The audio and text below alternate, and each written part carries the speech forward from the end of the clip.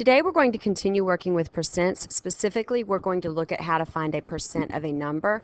So finding a percent of a number basically means finding a part of that number. It's a lot like finding a fraction of a number or something like that, and that's actually one of the strategies we'll use. But first I want to talk about what are called benchmark percents. They're common ones. That's what it means. It means common percents, ones that you generally can do in your head. And we're going to look at how we use those.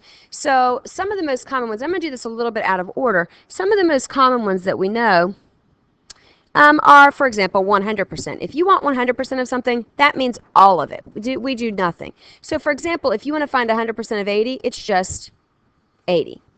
Because it's 100% of 80 means all of 80. But if we want to find, for example, 50% of 80, well, 50% is half of 100%. So that means we're really looking for half. So we can just divide by 2. So to find 50% of 80, we could do 80 divided by 2, which is 40. So 50% of 80 is 40. If we wanted to find 25% of 80, well, if we think about it, 25% is half and then half again. So because there are 4 25s in 100. So to find 25% of 80, we can do half of 80 and then half again. So 80 divided by 2 is 40, and then divide that by 2, and we get 20. So 25% of 80 is 20. It's the same thing as finding a fourth of 80, because 25% means 1/4. Now the next one I want to look at is, what if we want to find 10%? So 10% of a number means 1/10. 10% is 1/10 because 10 out of 100 equals 1/10. Well, finding 1/10 of something is the same thing as dividing by 10. So we can either divide by 10, or the shortcut for dividing something by 10 is just moving the decimal once to the left. If you do any number divided by 10, it's just moving the decimal once to the left. So if I want to find 10% of 80, I can do 80 divided by 10, which is 8. And thinking again about that, I can also think about 80 and just move the decimal once to the left, and that's going to give me 8 also. So 10% of 80 is 8. Now if I can find 10% of 80, then similar to how we did 25%, 10%, if I want to find 5% of 80 rather, it's similar to how we found 25% in a way, because we can find 10% and then find half of that, because 5% is half of 10%. So to find 5% of a number, you can divide by 10 and then divide by 2. So 80 divided by 10 is 8, and then divide that by 2, and you're going to get 4. So 5% of 80 is 4. 1% of a number is basically dividing by 100, because 1% means 1 out of 100, or in other words, divide by 100. So that means to do 80 divided by 100. Well, 80 divided by 100 means 80 divided by 100, just like that. And that would simplify to the fraction 8/10, which simplifies to the fraction 4/5. So I could get 4/5, or I could get even a decimal, 8/10. And the reason I wrote that as a decimal, something that might kind of make sense to you, is really dividing by 100 is the same thing as taking your decimal and moving it twice to the left. If dividing by 10 means move the decimal once to the left, then dividing by 100 means move it twice to the left. So that shows us it would also be 8/10. If we thought about it as a fraction, we could think of the fraction 4/5 also. Now, although we're not going to focus on that, I want to point out to you and remind you that percents can be greater than 100%. So if, for example, I wanted to find 200% of a number, really all that means is double it. So 200% of 80 is going to be 80 times 2, which is 160. So understanding benchmark percents is a really good start to being able to find a percentage or a part of a number. And we can actually use those benchmark percents for a lot of things. But first, let's practice and just make sure we understand how to do all this. So let's take a look at this chart.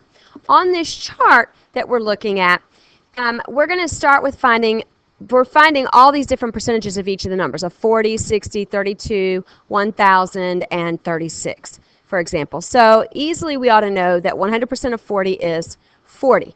200% of 40 means to double 40, so that's going to be 80. 50% of 40 is half of 40, so that's going to be 20. 25% of 40 is going to be 40 divided by 4. And you could write this in your boxes. 40 divided by 4 is 10. So 25% of 40 is 10. 10% of 40 is going to mean 40 divided by 10 because there are 10% in 100. It's 1/10 of 100%. So 40 divided by 10 is 4. So 10% of 40 is 4. 5% of 40 has to be half of that, so it's going to be 2. And 1% of 40 has to be 40 divided by 100,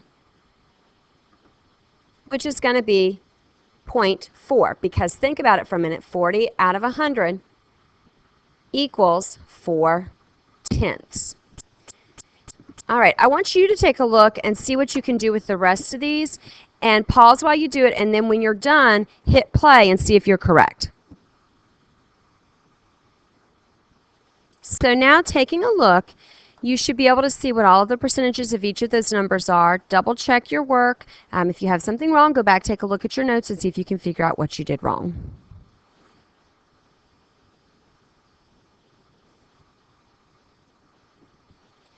Now, we also actually can use benchmark percents to find non-benchmark percents. What I mean by that is, for example, 75% is not a benchmark percent, but it is something that we can find by thinking about this. You think about this a little bit like money. If I wanted to, for example, pay somebody $60, there's no such thing as a $60 bill, but I could give them 3 20s, and that would equal 60. So sort of like that, we can work with benchmark percents to figure out how to get non-benchmarks. For example, I could say, well, 75% is really 25% times 3. So what that means is I can find 25% of 60, and then whatever that is, multiply it by 3. And that will give me 75% of 60. And so if I do that, 25% of 60 is 1/4 of 60. So 60 divided by 4 is 15. 15 times 3 is 45. 75% of 60 is 45. This is a little bit like doing... it's a little bit, like I said, like working with money. And basically, if you stop and you make your plan first for how you can get that benchmark percent, then all you have to do is follow your plan. So let's look at another one. Our next one is finding 15% of 80. There's quite a few ways I could do this. There's not just one right way. You can do it, you could do, for example, I could find 10% of 80 and then 5% of 80 and then add them. Or I could do 25% of 80 and then 10% of 80 and subtract them. There's more than one way I could do it. I'm going to start with 25% and subtract 10%, because 25% minus 10% is 15%. So now I just have to put the of 80. So if I find 25% of 80 and I find 10% of 80 and I subtract those, then I should get 15% of 80. So now I have my plan, I just have to actually do it. 25% of 80 means 1/4 of 80, or 80 divided by 4, which is 20. And 10% of 80 means 80 divided by 10, or just think about moving your decimal once to the left. So 10% of 80 is 8. And now I could just do 20 minus 8, which is 12. So 15% of 80 is 12. And again, there's other ways you could do it. That's just one example of how you could do it. You might try it a different way and see if you still get the same answer. Our next one is finding 30% of 45. So to find 30% of 45, to me, I would probably think, well, I can do 10% 3 times. And that's going to give me 30%. So there's my plan. 10% of 45. And once I get that, I'm going to multiply it by 3. And that will give me 30% of 45. So 10% of 45 is 4 5/10. And if I do 4 5/10 times 3, I might not be really sure what that is because we really haven't worked a whole lot with multiplying decimals yet. But let me just show you. 3 times 5 is 15. Carry the 1. 3 times 4 is 12, plus 1 is 13. Now thinking about this just for a minute and where the decimal must have to go, Ignore the decimal part for just a minute and think about 3 times 4. 3 times 4 is 12, so our answer has to be close to 12. Well, the only place we can put a decimal and have an answer close to 12 is here. So that must be where it goes. And in fact, that is where it goes. We could also, if we weren't sure about that, we could also think about doing 4.5 times 3. Well, 4 times 3, thinking about distributive property, basically, 4 times 3 is 12, and half of 3 is 1.5. So 12 plus 1.5 is also 13.5. So lots of ways I could think about getting that. Another one, 24% of 60. So 24% of 60, to me, I would look at that and think, well, 25% minus 1% is going to give me 24%. So now I need to find 25% of 60, and I need to find 1% of 60, and subtract those. And when I do, I'll get 24% of 60. So 25% of 60 is 1/4 of 60, or 60 divided by 4. 60 divided by 4 is 15.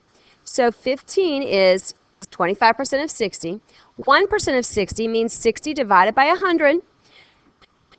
Think about 60 divided by 100 for a minute. That's going to be 60 hundredths, or 6/10. So I get 6/10, and remember, I could also get that by moving my decimal twice to the left.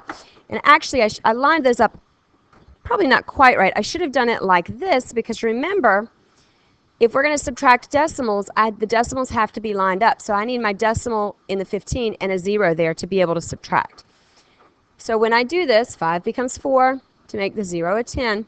10 minus 6 is 4. 4 minus nothing is 4. 1 minus nothing is 1. The decimal comes straight down. So 14% of 60 is 14 4/10.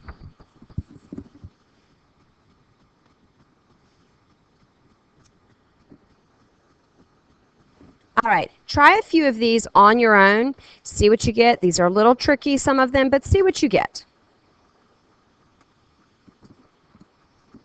Now check and see how you did.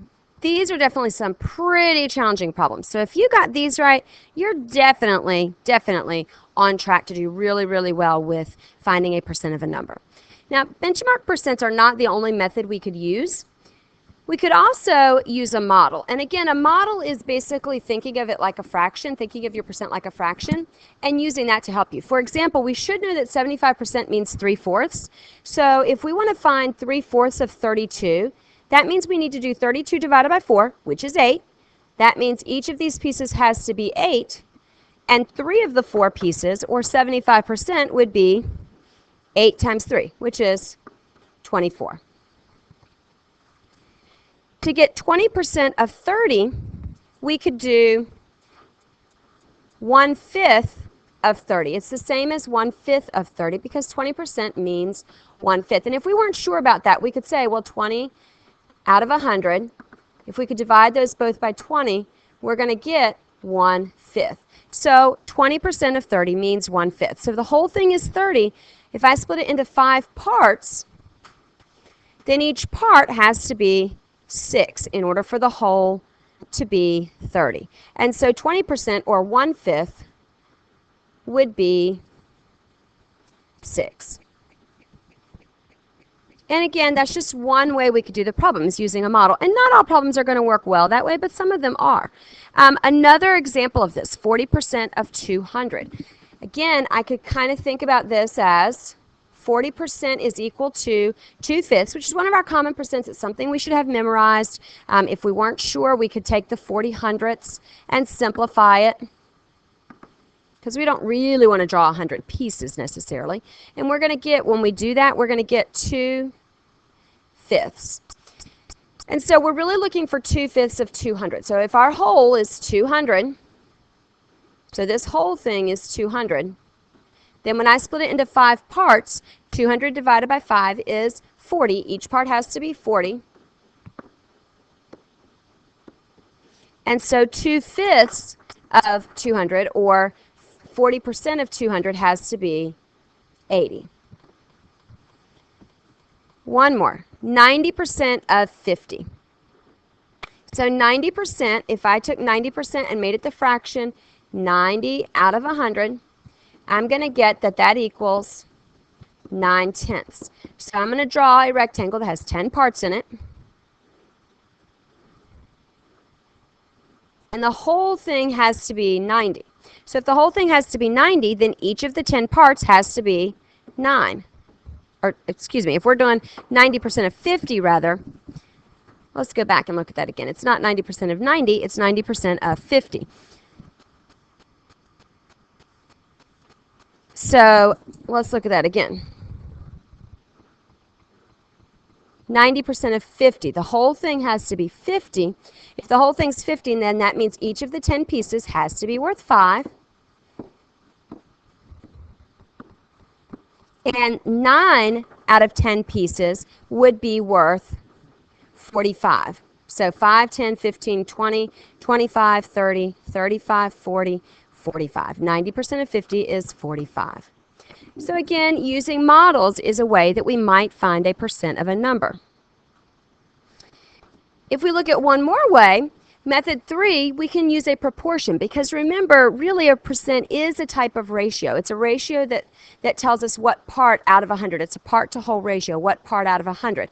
So percents are always out of 100. We could use cross products to solve this if we need to. So 20% of 55 is basically saying, well, we know 20% means 20 out of 100. And 20 out of 100 would be what out of 55? Now, this looks kind of hard. We could solve it using cross products, but I personally would maybe look at it and think about simplifying the 20 hundredths first. 20 hundredths would simplify to 1/5. So it's really saying 1/5 equals x out of 55. And that's going to be 11 out of 55. And I can get that using my scale factor of 11 here. So 20% of 55 is 11. 35% of 40. For this one, 35% of 40, we're going to say, well, our percentage is 35% or 35 out of 100. And that's going to be what out of 40? This time I'm going to use cross products, not because I have to, but because I just want to show you another way to do it. So we could do 35 times 40, which is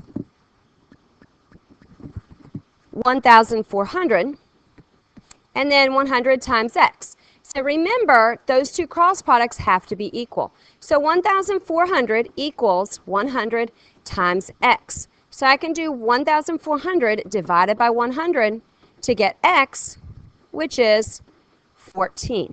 So 35% of 40 is 14. And I could go back and use another method to try this if I wanted to, but either way, I'm still going to get the same answer. Let's look at just a couple more.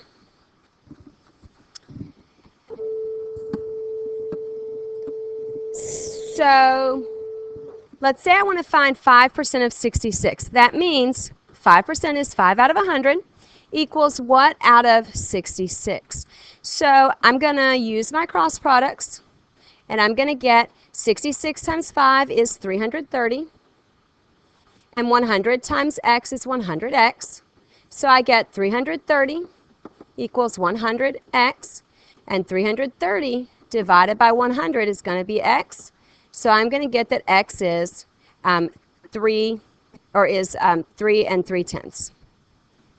So in this case, 5% of 66 is 3 and 3/10. Now personally, I think that one's probably a little bit easier to solve using benchmark percents possibly, but you could do this using cross products and using a proportion also.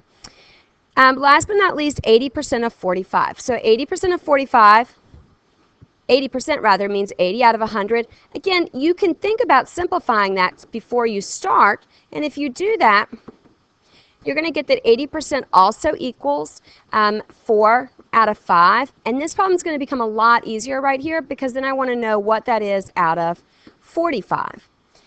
So that's going to be equal to, since 5 times 9 is 45, 4 times 9 is 36. So that means 80 out of 100 is equal to 36 out of 45. So 80% of 45 is 36. So we have now looked at quite a few different ways of finding a percentage of a number, and there's no one best way. The best way is always the way that works the best for you, and that can even vary from problem to problem. It really depends on the problem, and as you have more experience with this, then you'll be able to look at different problems and decide which method to use.